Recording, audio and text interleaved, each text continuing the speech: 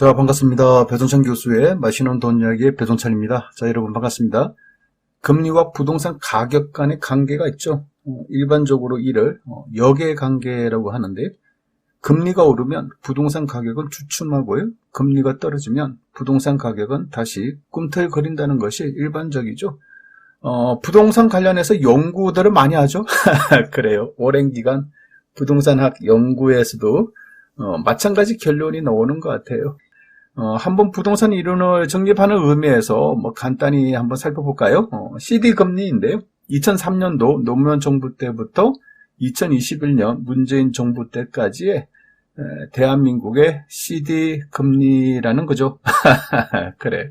2003년도부터 2007년도까지 금리, 즉 CD 금리가 3%대에서 이렇게 6%까지 금리가 올라오다가 갑자기 2007년도, 2008년도 이후, 그렇죠. 전 세계적인 금융위기 이후 CD 금리가 이 정도로 급락하였다는 거죠. 그렇죠. 6%대에서 갑자기 2%대로 갑자기 금리가 하락하였다, 폭락하였다라고 말씀드릴 수 있을 것 같고요. 그 이후에 이제 대한민국의 금리는 이처럼 저금리 시대에 이제 도래가 되었다라고 말씀드릴 수 있겠죠. 그리고 아파트 가격이에요. 2004년도 이후 전국 아파트 매매 가격 지수 추이인데요. 이 자료는 한국부동산원의 자료입니다. 이 자료를 놓고 본다면 전반적으로 볼 때 아파트 가격, 매매 가격 지수는 우리는 우상향 되고 있다. 이 사실을 우리는 쉽게 알 수가 있죠. 이를 CD 금리와 아파트 가격 지수를 비교를 같이 한번 해볼까요? 어때요? 그래요. 왼쪽에 있는 거는 CD 금리이고 오른쪽에 있는 거는 아파트 가격 지수라는 건데요. 우리 딱 봐도 금리하고 아파트 가격은 좀 반대로 흐르고 있다. 그렇죠. 역의 관계다라고 이렇게 설명을 할 수가 있겠죠. 간단히 봐도 반대로 흐르고 있다라고 말씀드릴 수 있다는 겁니다.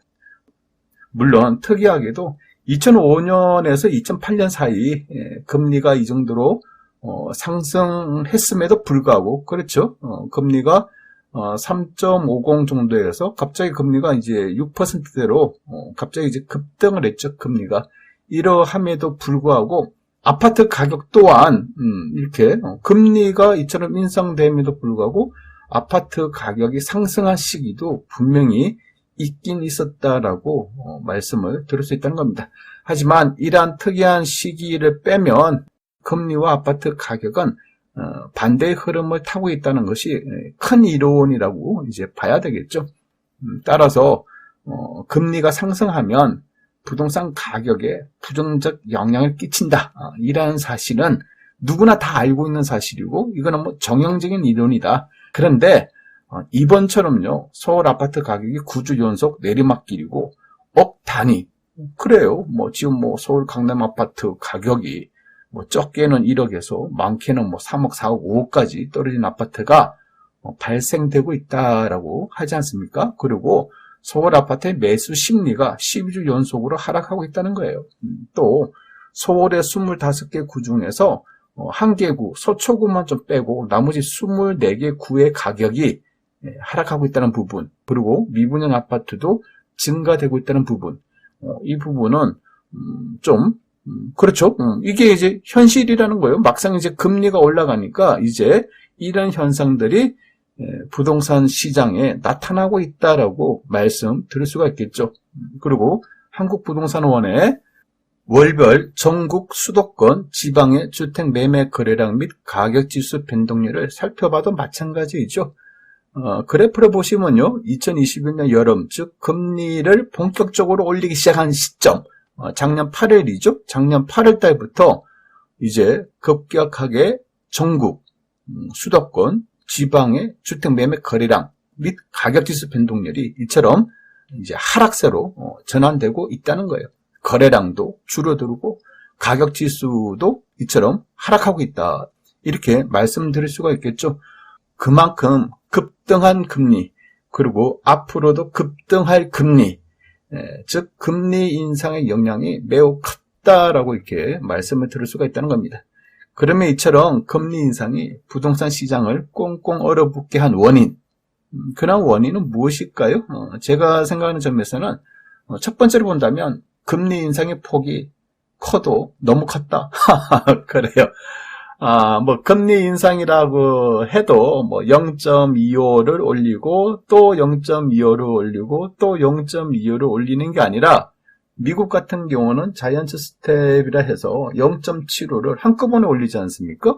그러니까 0.75, 0.75 뭐 2달 동안 1.5%를 올려버리니 우리나라의 기준금리 또한 0.5%를 올리는, 그렇죠? 그러니까 금리 인상의 폭이 너무 크다라는 거예요. 0.25 상승이 아니라 0.5%의 상승, 너무 컸다라는 거죠.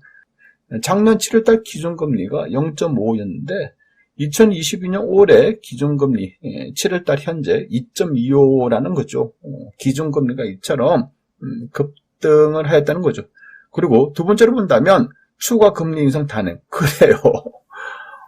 며칠 전에도 미 연준에서 금리를 0.75% 올렸지 않습니까? 따라서 국내 기준금리 또한 0.5가 됐든 0.25가 됐든 또 올릴 수밖에 없는 그런 상황이라는 거죠. 따라서 올해 연말까지는 이제 3%대의 기준금리가 생긴다는 거예요. 그러면 기준금리가 3%면 대출금리는요? 그렇죠. 대출금리는 뭐 6%, 7%짜리. 그렇죠. 이제 앞으로 6%, 7%의 대출금리가 생긴다는 건데, 야, 이거 뭐, 엄두 나겠습니까, 여러분? 그렇죠. 연끌 비투를 해가지고, 뭐, 그동안은 2%, 3%대, 그래요. 뭐, 3%대의 대출금리, 주택담보대출이었다면, 지금은 뭐, 6%, 7%의 주택담보대출 나온다면, 그렇죠. 이제 뭐 충격이라고 봐야 되겠죠. 그리고 세 번째로 본다면 그동안 우리들은요 저금리 환상에 빠져 있었다. 그래요. 금리가 낮다 보니까 은행 이자가 아니야. 돈이 아니야. 은행에서 돈을 빌리는 거 너무 우습게 이렇게 생각을 했다는 겁니다. 주택담보대출도 뭐 2%대도 있고, 그렇죠. 뭐 신용대출 뭐 3%, 4%. 여기다가 소상공인들, 자영업자분들, 그렇죠. 코로나 대출 1.5%의 금리. 야, 참 이러니 그렇잖아요. 돈이 아니야. 그러니까 시중에 돈은 많이 증가가 되는데 은행 이자 또한 그다지 크게 부담이 되지는 않았다는 겁니다.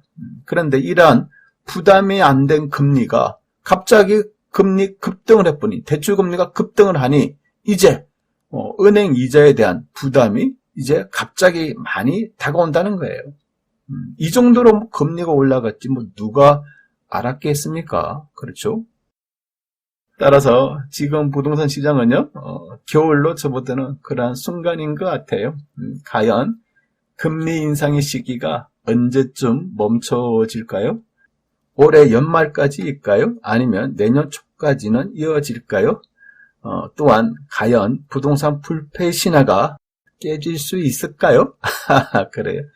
금리 인상의 충격 세긴 세지만 어디까지 갈지, 또 금리 인상이 멈추시고 금리 인하하는 시점이 되면 또 부동산 시장이 어떻게 바뀔지 한번 눈여겨보셔야 될 것 같아요. 이상까지 배종찬 교수의 맛있는 도움 이야기였습니다. 감사합니다.